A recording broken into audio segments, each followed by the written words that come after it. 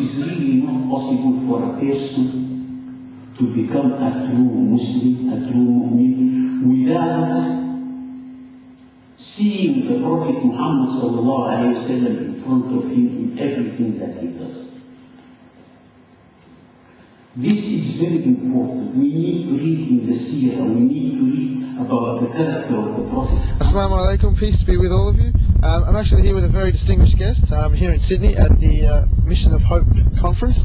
You've come all the way from Canada, is it? That's right, Halifax, Canada. Halifax, Canada. And what do you do in Canada that's made you so special to come down here?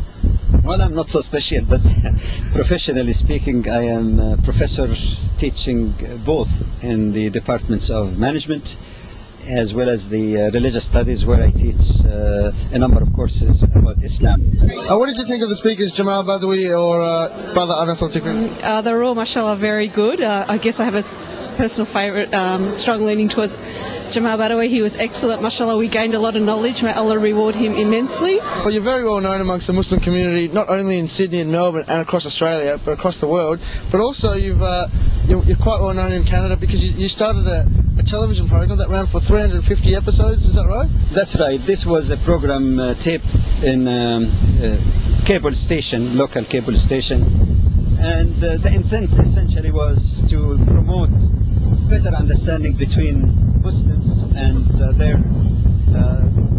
fellow people from other faith communities.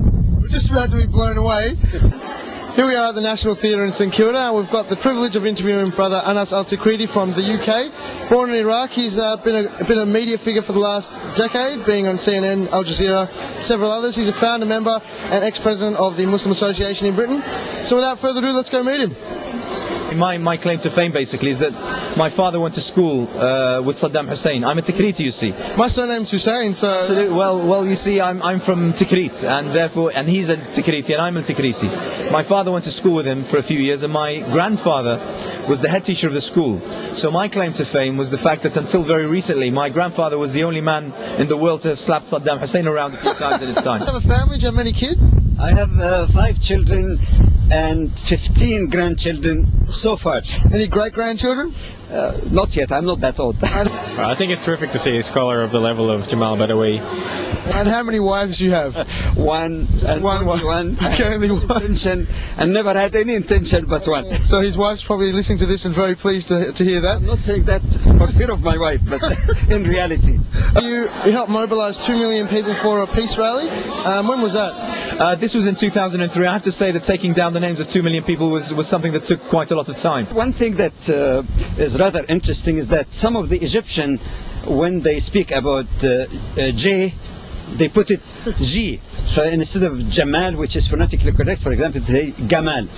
And it is one Egyptian came to America. So he went to a hamburger place, and he said, please give me one hamburger. And he said, no, it's not hamburger, you mean hamburger.